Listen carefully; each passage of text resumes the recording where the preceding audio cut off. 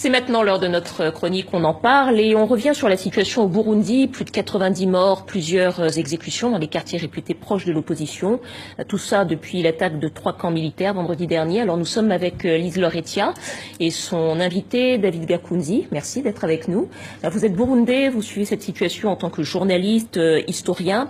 Faut-il une intervention étrangère? C'est la question de cette semaine. Lise Lore, que répondent les internautes? En fait, Dominique, certains sont contre. Ils estiment que c'est d'abord une affaire burundaise. La majorité, en revanche, souhaite une intervention rapide pour au moins protéger les populations. Et certains, comme Albert à Kinshasa, pensent qu'avant d'agir, il faut d'abord se pencher sur les causes de cette situation qui s'explique par le refus de Pierre Nkurunziza de respecter les accords de paix d'Arusha. Alors, David Gakunzi, est-ce que vous êtes d'accord avec ce que dit Albert? Et militairement, est-ce qu'on peut savoir sur quoi s'appuie Pierre Nkurunziza qui est accusé de toutes ces violences? Le Burundi est aujourd'hui au bord de l'abîme. Chaque jour, il y a des morts. Les gens n'ont même pas le droit d'enterrer leurs morts. C'est terrible ce qui se passe là-bas. Et tout cela a commencé par une aventure de captation personnelle du pouvoir. Nkurunziza a piétiné la Constitution, il a piétiné les accords d'Arusha conclus à l'époque grâce à Nelson Mandela. Et il y a eu des protestations de la société civile, des opposants. Ensuite, il y a eu une répression féroce. Première victime, c'était un gamin de 15 ans, abattu, à bout portant, alors qu'il était à genoux, les mains levées. Ensuite, on a eu tout un processus, ce que j'appelle de politicide, des crimes ciblés sur les opposants, les leaders de la société civile et des opposants. Et aujourd'hui, on est dans une dérive que certains appellent un processus génocidaire. Sur quelle base est fondé le pouvoir de Nkurunziza? Autour d'un clan, un clan lié par des crimes économiques et des crimes de sang, un clan qui est porté aussi par une partie de l'appareil sécuritaire, le service national de renseignement, les milices Imbonerakure, une partie de la garde présidentielle, mais aussi les FDLR, une partie des FDLR qui ont fait la transhumance du Kivu, où ils avaient déjà sévi avec une monstruosité terrible et qui se retrouvent aujourd'hui à Bujumbura. Alors justement, David, un des points qui est très commenté par nos téléspectateurs, c'est l'inertie des institutions internationales, y compris des institutions africaines.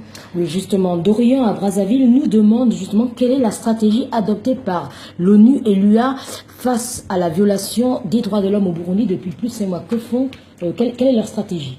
Je crois qu'il y a une double stratégie. D'abord, l'intervention diplomatique, quitte après à passer à l'intervention militaire. L'Union africaine a essayé de désamorcer la crise à partir du mois de janvier avec Madame Zuma, qui a pris langue avec le leadership de la région de l'Afrique de l'Est. Mais malheureusement, j'ai l'impression qu'elle n'a pas eu d'écho, il n'y a pas eu de suite par rapport à sa demande de prise en charge de la question burundaise par les leaders de la région. Aujourd'hui, il y a eu le Conseil de paix et de sécurité de l'Union africaine, qui a pris quand même des positions qui sont assez claires, c'est-à-dire, il dit deux choses: il faut arrêter la dérive vers la répression, et deuxièmement, il faut aller vers les négociations regroupant le pouvoir et l'opposition. Mais on pourrait aussi se poser la question sur les Nations Unies et l'Union africaine. Il y a 20 ans par rapport au Rwanda, les deux institutions, malheureusement, n'ont pas réagi comme il fallait à l'époque, et ça, je pense que c'est lié à cette idée qu'on n'arrive pas à intégrer dans la pensée humaine cette monstruosité qu'est le génocide. Tous les génocides dans toute l'histoire prennent toujours au dépourvu tout le monde, alors que les signes avant-coureurs sont là, alors que tous les symptômes sont là. On a toujours du mal à réagir parce qu'on a du mal à le croire, malheureusement, et quand on réagit, c'est trop tard. Alors, vous dites signes avant-coureurs d'un génocide, et pourtant les téléspectateurs, ceux qui nous ont contactés en tout cas, certains rejettent la possibilité d'une intervention extérieure. Oui, Dominique Traoré et Mali est d'ailleurs catégorique, qui dit laisser les Burundais résoudre leurs problèmes.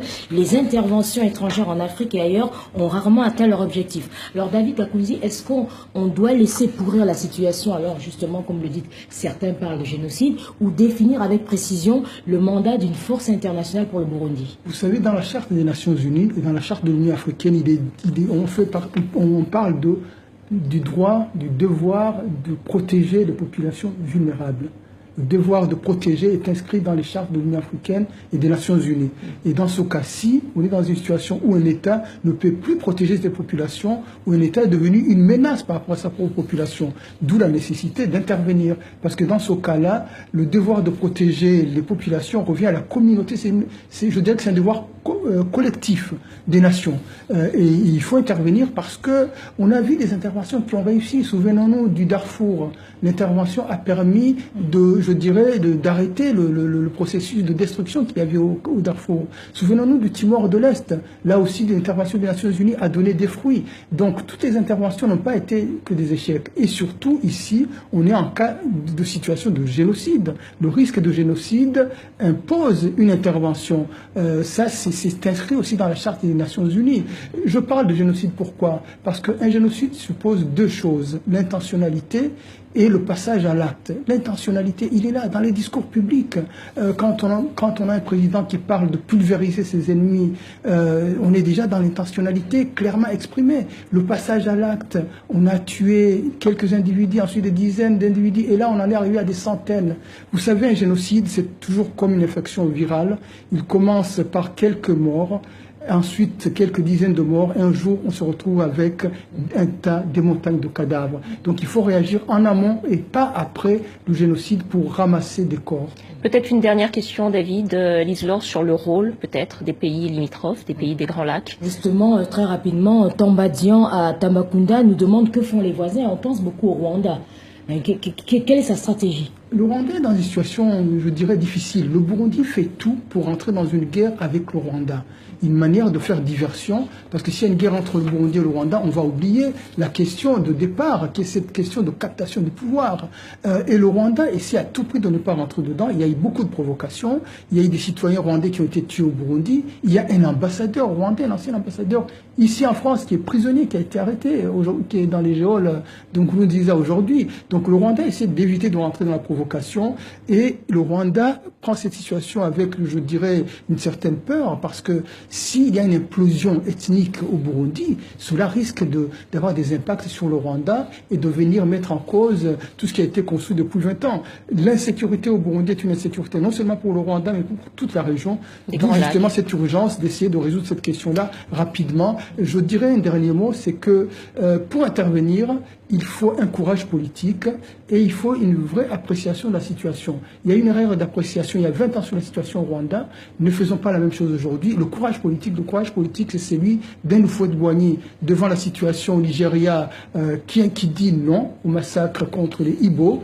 Et c'est aussi le courage d'un Julius Nyerere face à Idi Amin qui dit non, on intervient, on arrête cela parce qu'on ne peut pas laisser mourir des innocents comme ça.